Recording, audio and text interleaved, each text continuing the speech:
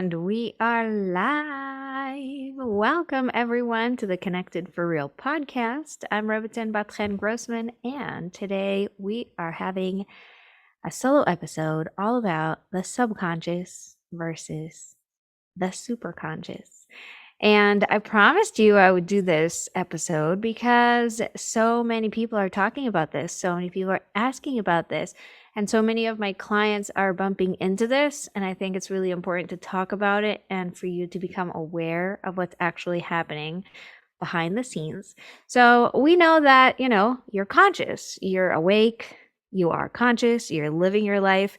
And sometimes if you may have seen these images of an iceberg and what's above the sea level or whatever is above water is what you can see, and that's your conscious. So you can see that there's certain things that affect your habits and your behaviors and the whatevers, and you see that, you're awake to it and you are aware of it. But most of the stuff and the underneath the surface is where everything really is stored and where the bulk of the control is actually happening behind the scenes. So that is called your subconscious. And let me just get a little bit into the subconscious and then we'll go into the superconscious. The subconscious is below awareness and it's in charge of all the automatic things. Okay. So involuntary processes like breathing and walking, you've already learned it. You know what to do. You just do it. And it's there so that you don't have to think about every single thing you're doing. It's wonderful because it serves a very important purpose. And it's almost like default, right? So last week we spoke about how you are creating beliefs, creating thoughts, putting together, solidifying something that feels like, oh, this is how the world goes round. I understand now. And therefore, this is what has to happen for me to stay safe. Your subconscious is doing all of that work behind the scenes. Okay. So it collects all the evidence and then it solidifies a route of action, right? This is great. And it's also a little bit frustrating because then this is what comes up when you're trying to do something and you're being pulled back. You're trying to succeed at something and then you feel like, why can't I just get through this? That's the subconscious protecting you. Okay. So as we continue talking about the subconscious, we said it's all the routines and all the habits and all of the things that are just coming up from the bottom underneath the surface. So emotions and dreams, fears, shame, all that stuff is all coming from down there. And it can be accessed, right? So your subconscious can be accessed through things like meditation and self-reflection and journaling and things like that, where you can just sort of, as we spoke last week in how to bypass the overthinking brain, you can go down to your subconscious with meditation or guided imagery and find what is holding me back. What's holding me back? And I have a great story about this to illustrate this. I was part of a coaching program. I told you about it in my 100th episode. And one of the things she did was a meditation to go into the elevator down to the subconscious. What is holding me back?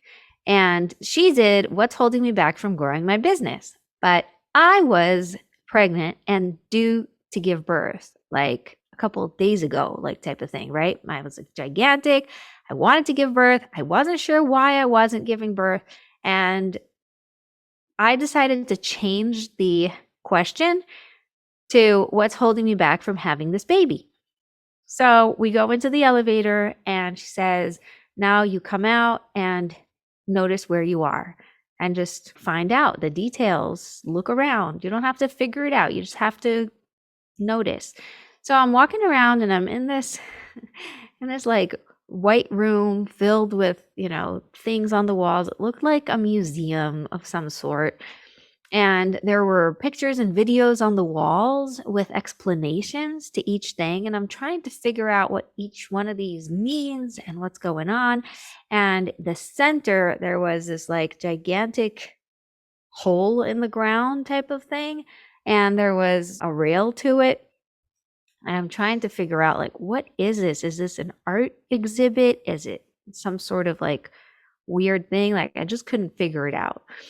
And so I'm walking around and I'm looking at the videos and the images that are on the walls with the little explanations.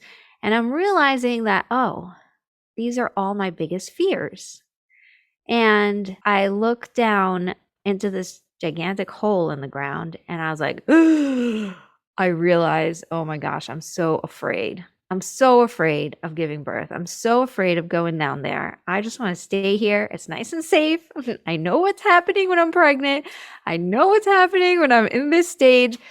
I'm full of fears. And the fears on the walls were like, all the fears that a normal person has, a normal woman has when she is pregnant.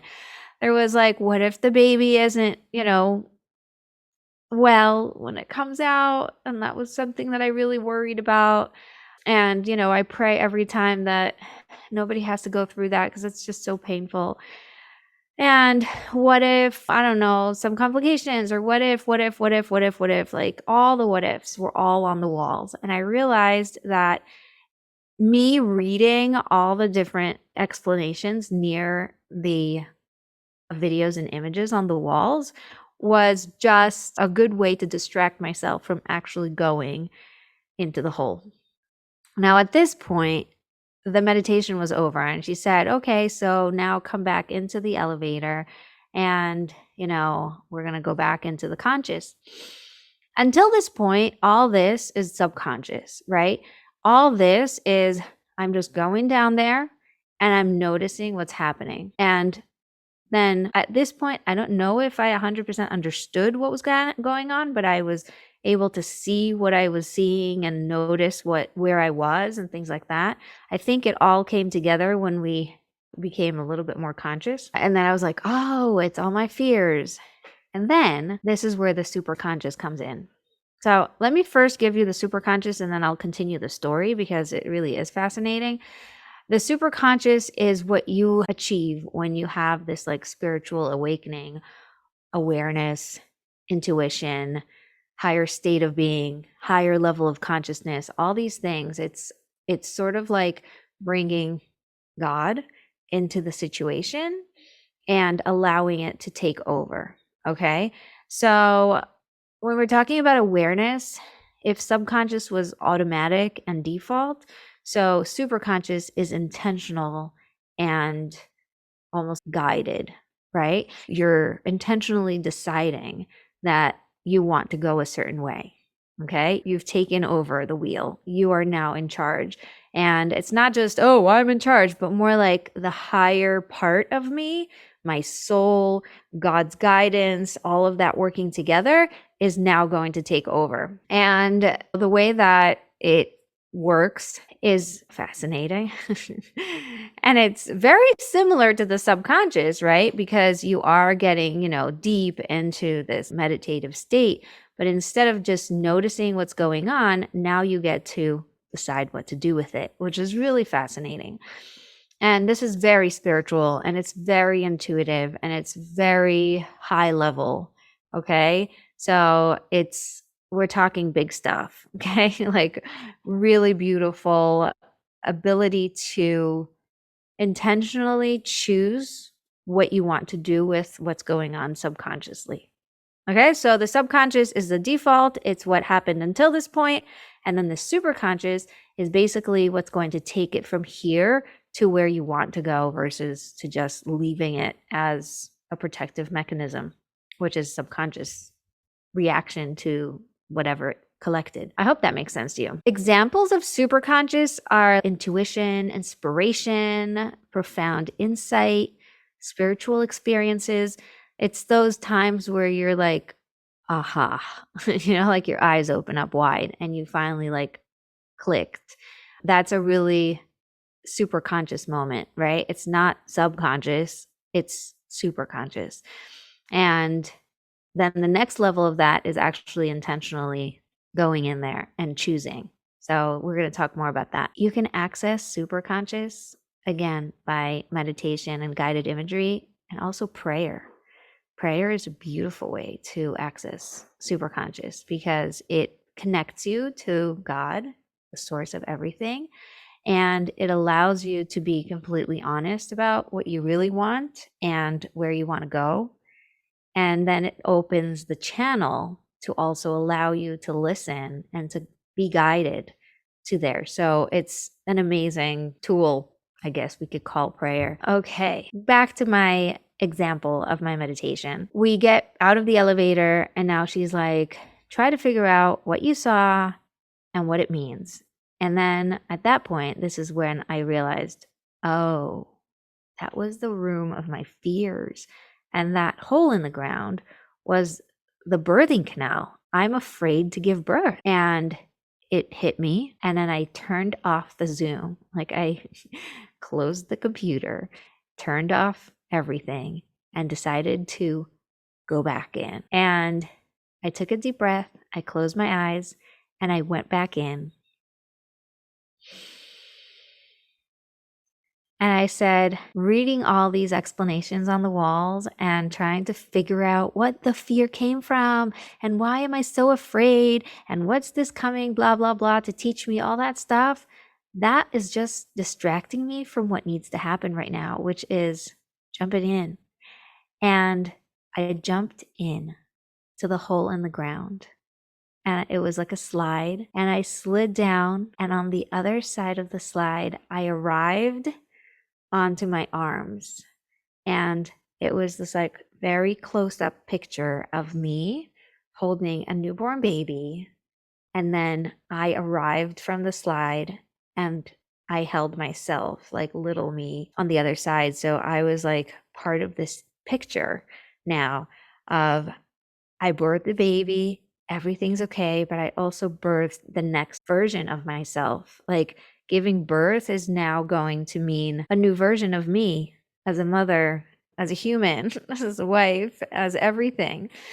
And I thought that was just fascinating. And I just stayed there and it felt so warm and so loving. And it was this just very close up picture. Like that's all I came into, right? I slid and it was like, wow.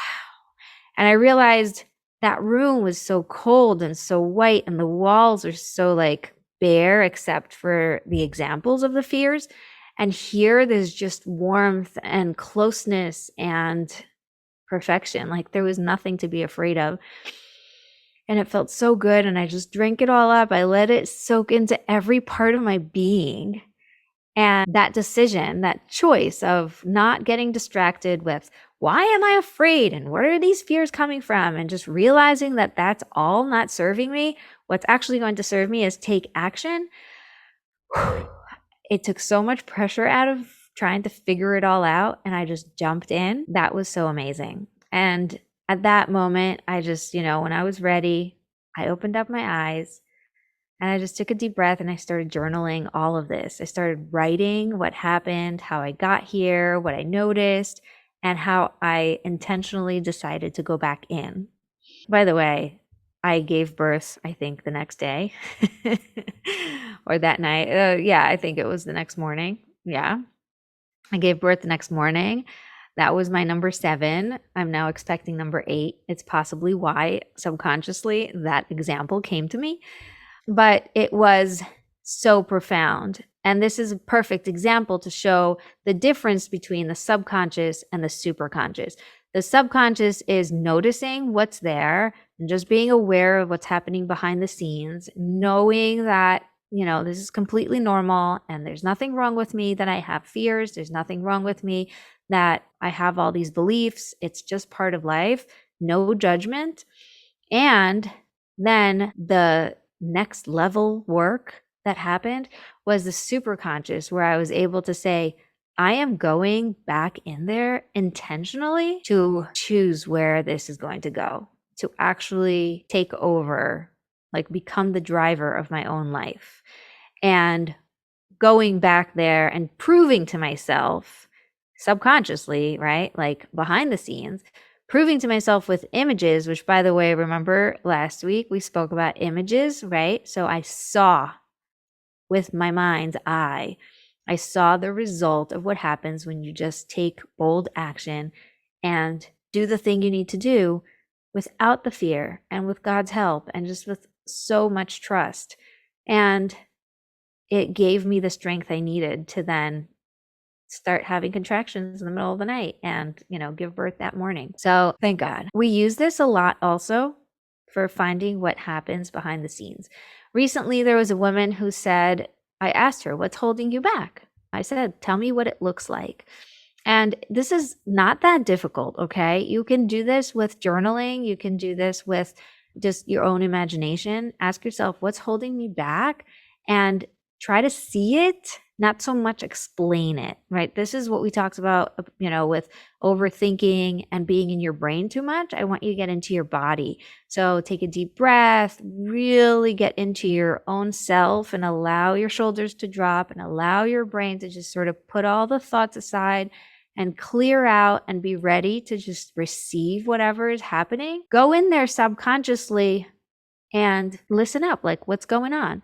And for her, it was her past, even though it was dysfunctional, it was terrible, it was the worst thing that you don't want to imagine for anyone, but this was her life. That was this dark box that was dreary and icky and had things poking in, and she just had to constantly be like shrinking and shrinking and shrinking because the pokies were getting in her way.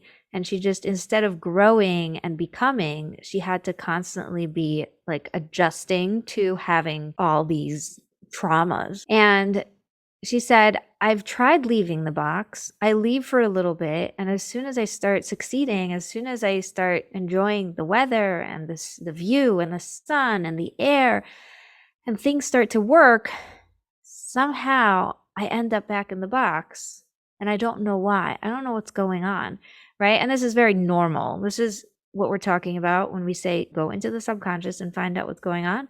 We're just noticing that this is her comfort zone. So as uncomfortable as it is, this represents everything she knows for her entire childhood plus young adult life.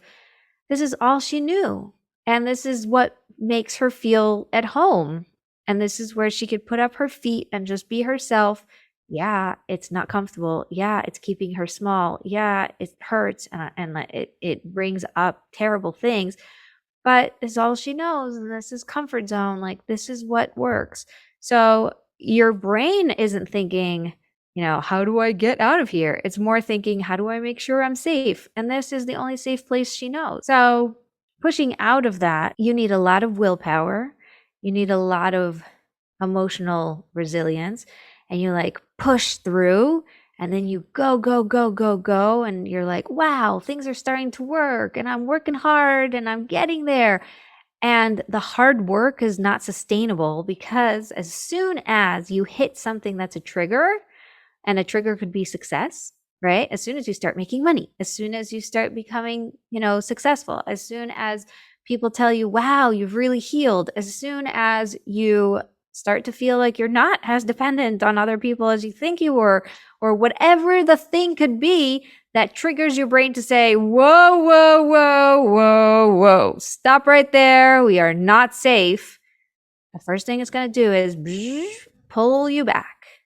And it's going to pull you back all the way to when it felt safe. And as unsafe as that box is, that's her safe place. So after she described all this and we were able to really solidify what's going on, the next thing was the superconscious level. And this was fascinating. The most beautiful thing that happened because we went back in with my guidance and she approached the box. And now she is her big self and her little self is squished in the box. And she came to get her out. And she came to talk to her and see what she needs in order to come out. And the little version of herself was afraid and was scared and was uncomfortable and didn't know what to do and felt like there's no other choice and all the things, which was totally legit. And she said, you know what? Can you just come out for just a minute so that I can go in and see what's going on inside? So she said, sure. And then I told her, now you get to redesign the place. Open up all the windows. Tear down all the pokey things. Add light. Add air. Add beauty. Like, go shopping and get yourself a new couch and a new cushions and new lighting and whatever makes you feel so good in there. Like, redesign the box. And you guys, when I do these things, I don't know where we're going with this. This is very much like a channel, right? So it was super guided. I was following, almost like following orders, following my intuition to tell her to do this, but it just made so much sense. Like, there was nothing else to do but to redesign the box, because the box is not going anywhere. It's always going to be there, but you get to decide what the box looks like and how it feels inside.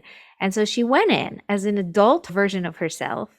She cleaned out, got all the garbage out, swept, washed, opened up the windows, got all the light in, like got all the paint off and just repainted and put in new whatevers, everything she wanted. And then it was the most beautiful place, the most comfortable place. And now comfort zone wasn't terrifying anymore. And I said, great, now you can stay here for as long as you want. You don't have to run away from it anymore. And this, by the way, when I say whole, I want you to be whole. What I'm saying is, I don't want you to feel like there's a part of you that has to be disconnected, that has to be run away from, that has to be put aside. This week we were talking about people who become religious or become observant or find this inspiration to change their lifestyle, and then the past self of themselves is almost like broken or not necessary anymore, or, oh, that was the past me. I don't trust that anymore. I can't, that's not me anymore. And they have a disconnect. That disconnect that is created when you find your new self is very dangerous, because it now means that if you can't trust your old self, then you can't trust all of the experiences you've had in the past, and you can't trust that you can make decisions. And now you start having to be dependent on other people who, quote unquote, know better to tell you what to do with your life. And this is something that happens a lot with people who have this complete reawakening or whatever, or awakening. They suddenly become brand new. They have to learn everything. They consume a lot of information all at once. And because they don't trust themselves, they're leaning on their trusty advisors and people around and friends and guides and teachers and whatever to guide them and tell them what to do. And I've seen this very much when it comes to dating, because at a certain point you're ready to date, and now you're going to go and find the girl or find the guy, and you don't trust yourself. So there's a system. You have to follow the system, and this is what we do, and this is how many times we go out, and this is what happens when you're ready, and this is how you know to do this, that, the other. And there's all these quote unquote rules that the system throws at you, and because you don't trust yourself, you have to trust something. So you trust everyone else's opinions, and it messes with you. And then I see it as a marriage coach when it comes many years later and says, uh-oh, I think that I don't know. I don't think that I made the right decision, or I think that this isn't the right match, or maybe I'm not as excited about my new lifestyle as I was, and now I want to sort of find a balance, but my wife or husband are on a different path. What happens when suddenly you readjust your path because you're finally finding balance and you're not on the same path anymore? So these are things that come to me a lot, and I think that it all stems from this disconnect. Okay, so when I'm talking, I want you to be whole. I want you to invite all the parts of you to come and live with you and really be a part of your life. And if they are too painful to handle having in the same room, you can super consciously help them adjust to the new reality. Okay, so we can do that in many ways. And in this specific example, what we did was, instead of cutting away from the box and trying to run away from the box, which is the past, we are bringing the box into our life and saying, this is always going to be comfort zone. Let's just make it as comfortable as it can be for us when we need to go back in, right? And when we came out of that meditation, she said, there's no words. There's no words. You totally shocked me. You surprised me. I can't believe it. You know, I thought you were going to have me like talk the girl out of it and explain to her why it's not good for her to be stuck there and blah, blah, blah. But then you didn't do any of that stuff. The girl can still stay in her subconscious comfort zone, but it doesn't have to be painful anymore. And it doesn't have to be squishy and suffocating anymore.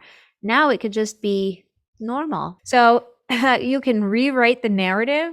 You can reimagine what is possible for you. And it doesn't mean that you're changing the history. Yes, of course, you can't change the past. But for your brain, you can definitely assist by adjusting the things that aren't working for you right now. Okay? And we do that with Superconscious. So again, the examples bring out the different parts. The subconscious is just what is. And it's amazing to go in and see and notice and experience, oh, this is what's holding me back, or oh, this is what's going on behind the scenes. I believe this about that, or I know this about the world that isn't really true, or whatever is, right? That's the subconscious. But then you can intentionally go back and adjust, redesign, reprogram, rewrite the narrative to be supporting you along the journey, okay? And that's what I'm talking about when I say subconscious and superconscious. And now you understand better. So let's just pull it all together for you and then let you go on to your beautiful day, or to go listen to more podcasts because there's a lot to binge on. So the subconscious is here to protect you. It is default. It's automatic. It is just doing its job, collecting information and storing it in a way that is going to make sure that you are safe and alive and well. Now, is that always going to keep you safe and alive and well? Technically, but it's also going to keep you nice and known, like in the comfort area known, right? It's not going to let you go out too far into the wilderness. It's not going to let you grow too much. It's not going to let you expand because it's afraid of the unknown. And it just doesn't have enough evidence that the unknown is a good place to go. With the help of the superconscious, you can connect to something bigger than yourself, obviously God. And once you have God on your side and you bring him into the situation, now you can calm your nerves and say, God is immovable. He is a rock. He is the source of everything. He's the creator. So he's super creative. And I'm leaning on him now. And together we can do this, right? Now, when I want to expand, I don't just want to expand for my own sake. I want to expand for God's sake. And my will was put there from God so that I want what God wants and I can act in this world outside of my comfort zone. I'm actually going to take action that's scary and is going to make amazing impact on the world. But in order to do that, I need to be able to feel comfortable and safe doing it. So you're bringing all of that very grounded energy and with a lot of confidence, allowing your subconscious to understand the evidence is here for you to be safely growing. And this is the best way that I found to get out of comfort zone and into a momentum where you are growing and moving forward and impacting and actually creating the life that you want to create without having to work and run. It's exhausting. Now, I have one more example for you, and that is the two people running. I've used this metaphor before, and I think it's just fantastic. So I'm going to use it again. You have two men running. One is running away from the bear, and one is running towards the finish line of a marathon. They're both running just as fast, and they're both working at their highest energy level, except the guy running away from the bear is scared for his life. His stress level is at 100, and he's running for his life away from the bear and just praying that he's not eaten, right? The guy running for the marathon, for the finish line in the marathon, he's running just as fast, putting in just his all the same things like the other guy, except the stress level is so low. He's excited, he is focused, he is going to do it, and he's running to get to the finish line. Do you see the difference in energy between the two men? That is the difference between two people trying to reach the exact same goal, like growing your business or making an impact or actually doing something that you love to do, except one person is running away from their past, away from their subconscious holding backs, and he's working really hard, and it's exhausting and draining. And the other person is running towards their goals, towards their dreams, towards this reality that they want to create, and they're working just as hard, but they're feeling amazing about it. And that's what I want for you. I want you to stop feeling exhausted and drained and to start feeling alive and excited and just so happy that this is your life. It's like, I am putting in my all, but I love it. Okay. That's the difference. When I say let it be easy, I don't mean just put your feet up and don't do anything. I mean, stop trying to work against gravity. Stop trying to make it harder than it needs to be. Okay. I love you all. I am so grateful that you're here. I can't say that enough. I know that you could be in a million places and you could be listening to a million other shows and you can be not here at all, but you are. And you got all the way to the end of this episode. And it makes me so happy to know that. And if you're on my email list, you know that I appreciate you and I love you. And if you're not on my email list, go get there right now. The best way to do that is by going to connectedforreal.com/guide. And then you'll also get the guide to unravel overwhelm, which is a perfect place to start. And then you'll get on my email list and you'll get the welcome sequence and you'll get all the good stuff. It's absolutely amazing. So I wish you the courage to take action and to know when you're ready. And when you are ready, I invite you to come and work with me. I have a 3-month process that I take people through. And this is exactly what we do in the process. Every time we meet, we go deep into it.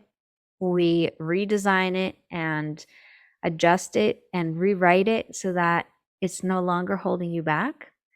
And you will start to see your life slowly shifting towards ease and flow and intentionality. And it feels amazing to live from that place. So when you're ready, go to connectedforreal.com/coaching and let's talk. You get a free 60-minute discovery call with me, which just that is totally worth it. It's not even, doesn't cost you anything.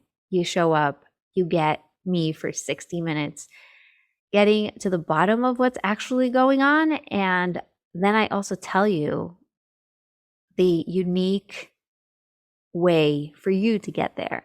So it's fascinating. And I can't wait to meet you in quote unquote real life. I don't know. Does Zoom count as real life? Well, it is live. Whatever. Getting too esoteric over here. But yes, I can't wait to meet you. All the best. I love you all. And don't forget to be connected for real.